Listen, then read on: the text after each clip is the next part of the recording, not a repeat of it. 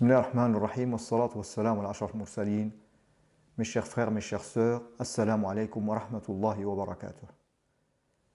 Le mot ahad, l'unique, n'apparaît dans le Coran que 2 fois et dans une seule sourate. En effet, Allah a utilisé ce mot uniquement dans sourate Al-Ikhlas. Bismillahirrahmanirrahim.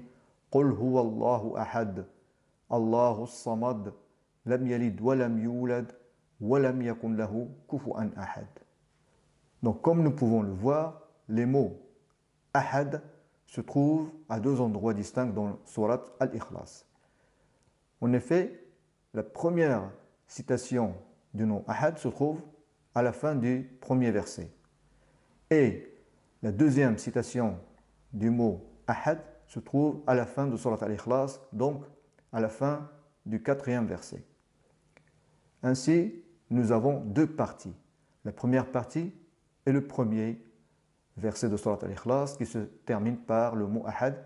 Et la deuxième partie, c'est les 3 autres versets et qui se terminent aussi par le mot ahad. Donc je me suis dit, pourquoi ne pas regarder les lettres utilisées dans chacune des 2 parties? Donc la première partie, Bismillahirrahmanirrahim, Qul huwa Allahu ahad.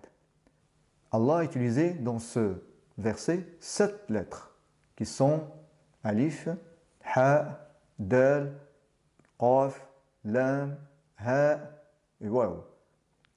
Donc en effet, nous avons le tableau avec les lettres et les ordres alphabétiques. La lettre alif, ordre alphabétique 1, ha, 6, dal, 8, qaf, 21, lam, 23, ha, 26 et waw, 27.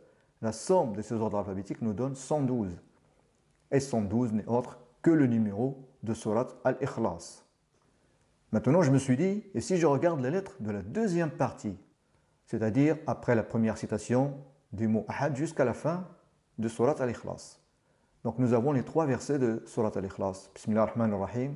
Allahu samad, lam yalid wa lam yulad, wa lam yakun lahu kufuwan ahad. Dans cette partie, Allah a utilisé 12 lettres.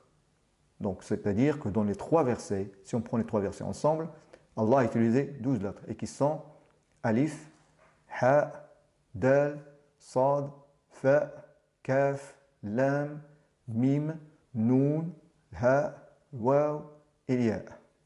Si on prend ces 12 lettres avec les ordres alphabétiques, nous avons le tableau suivant. Donc nous avons alif, ordre alphabétique 1, ha, 6, dal, 8, sad, 14, fa, 20, kaf, 22, lam, 23, mim, 24, noun, 25, ha, 26, waw, 27 et ya, 28. Si on fait la somme de ces ordres alphabétiques, on obtient 224. Et 224 est égal à 2 fois 112. C'est un multiple de 112. Et comme on vient de le voir, 112 est le numéro de sourate Al-Ikhlas. Subhanallah. Et qu'Allah vous facilite. Wassalamu alaikum wa rahmatullahi wa barakatuh.